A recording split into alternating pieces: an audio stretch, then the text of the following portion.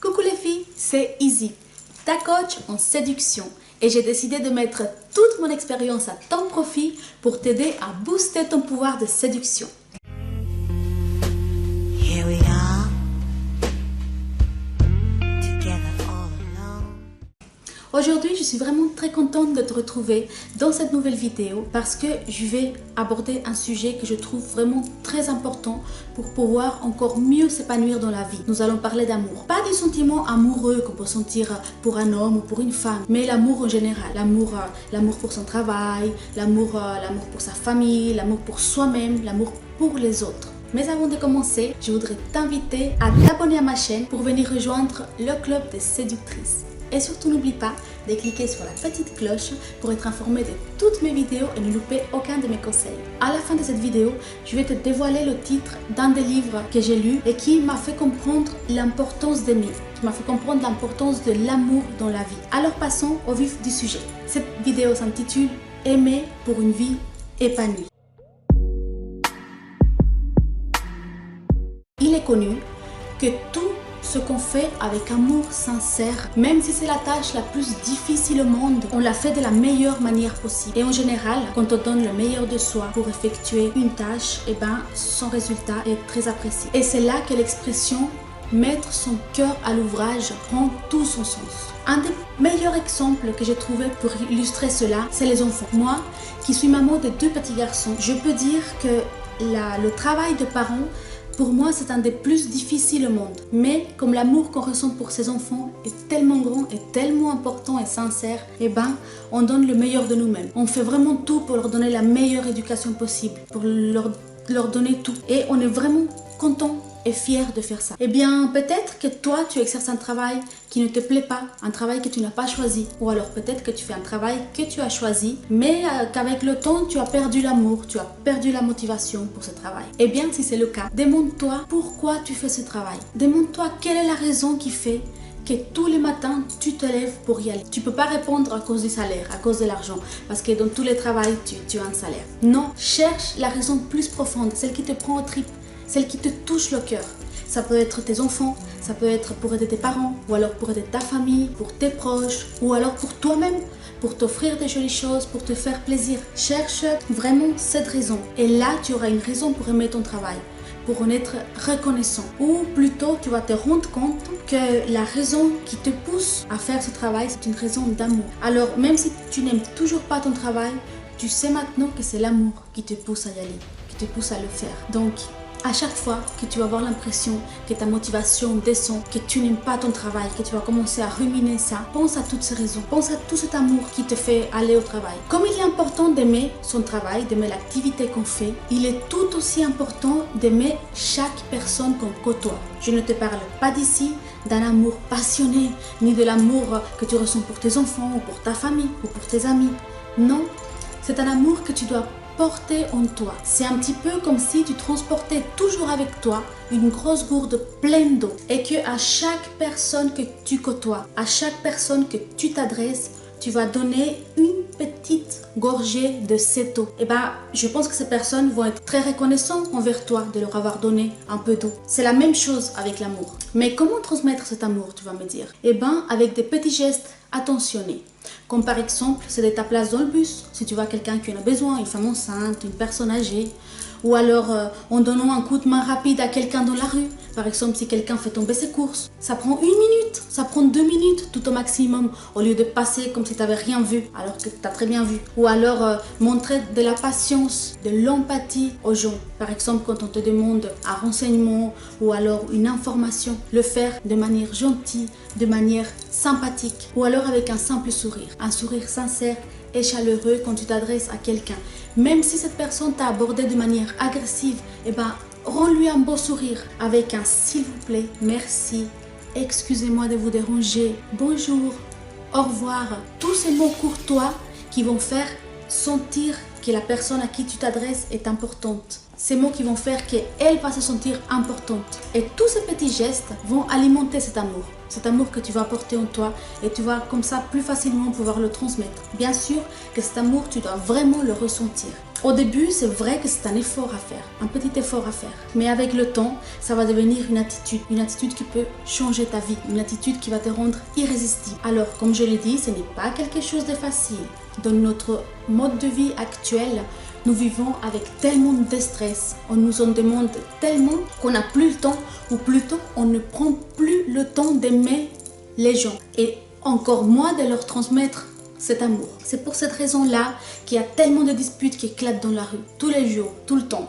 Parce qu'il ne m'a pas servi mon café dans les temps, ou alors parce qu'il met trop longtemps à faire son plein d'essence, ou parce qu'il fait trop long à payer à la caisse.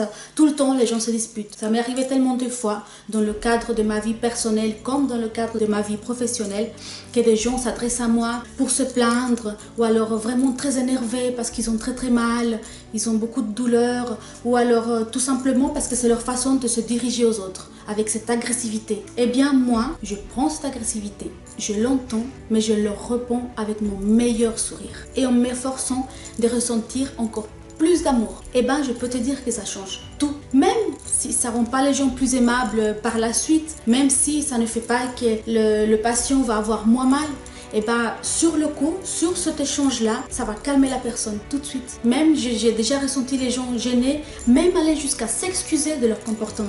Juste parce que j'ai répondu avec un sourire, avec mon meilleur sourire, en essayant d'aller chercher tout l'amour que j'ai en moi et essayant de le diriger à cette personne. C'est sûr que c'est pas toujours le cas. Je me sens pas toujours la force d'aller chercher l'amour parce que ça demande quand même un petit effort. C'est sûr qu'il y a des fois, quand il y a des gens qui viennent me parler de manière agressive, bah, je leur réponds, tu m'agresses, je t'agresse. Et puis peut-être que sur le coup, ça me fait du bien de les envoyer péter. Mais au fur et à mesure de la journée, au fur et à mesure que les engueulades s'accumulent, et bah c'est tellement fatigant.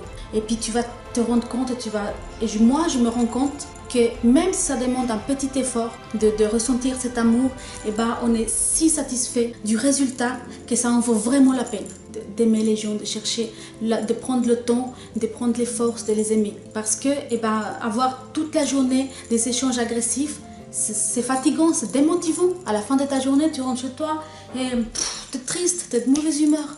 Mais à l'inverse, si tu as fait croître cet amour à l'intérieur de toi, si tu as l'impression que tu as donné de l'amour aux gens, que tu as eu des échanges agréables, et ben à la fin de ta journée, tu seras que de meilleure humeur. Et ça va te rendre encore plus belle, plus sereine, plus irrésistible. Alors, je vais te donner quelques exercices, quelques petites astuces pour aller te charger en amour, pour faire grandir cet amour, faire exploser cet amour que tu vas porter en toi à partir de maintenant.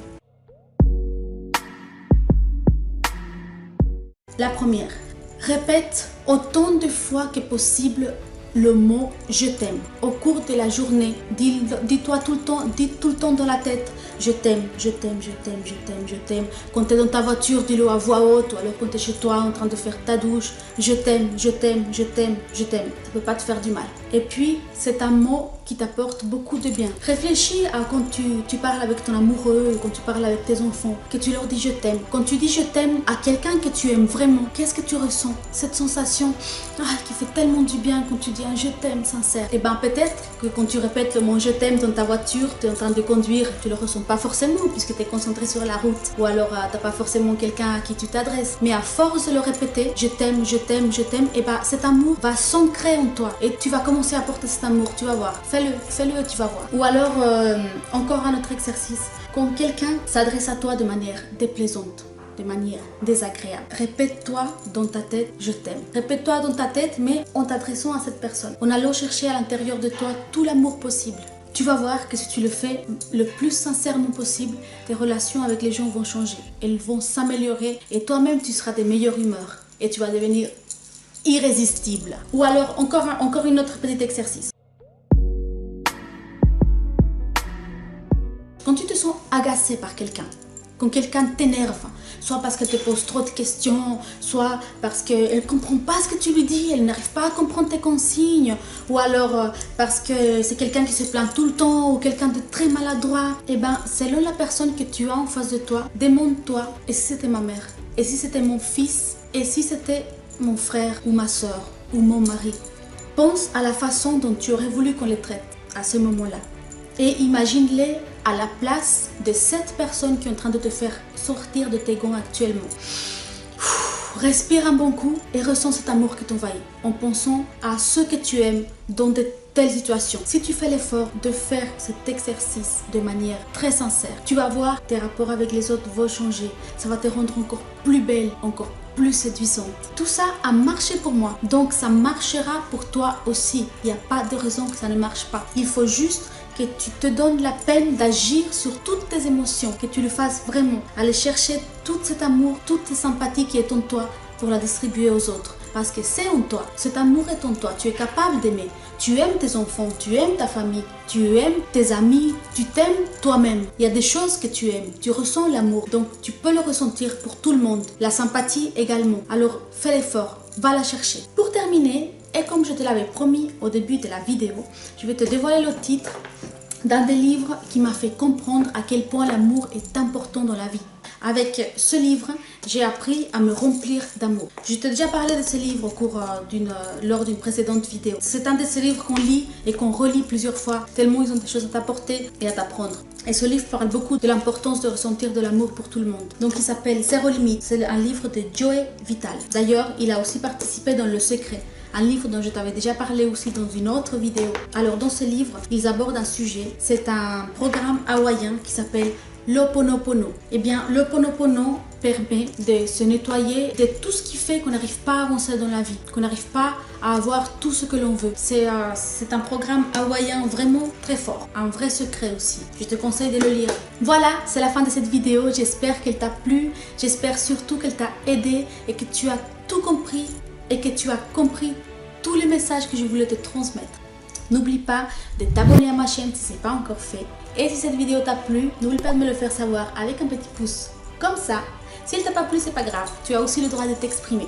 N'oublie pas que tes commentaires sont très importants pour moi. Je lis tous les commentaires. Dis-moi des choses. Dis-moi comment tu trouves mes conseils, s'ils t'aident, tous les sujets que tu voudrais que je développe. Parce que moi, j'ai envie de t'aider. J'ai juste envie d'être avec toi, de t'accompagner dans ta transformation pour devenir cette femme belle, sexy et séduisante que tu va devenir. Et n'oublie pas aussi de partager la vidéo avec le plus de gens possible pour que le plus de gens possible puissent profiter de tous ces conseils et tu sais pas à quel point tu peux aider quelqu'un juste en partageant une petite vidéo. Alors je te fais des énormes bisous, prends bien soin de toi, n'oublie pas, t'es belle, t'es la plus belle. Ciao, à bientôt.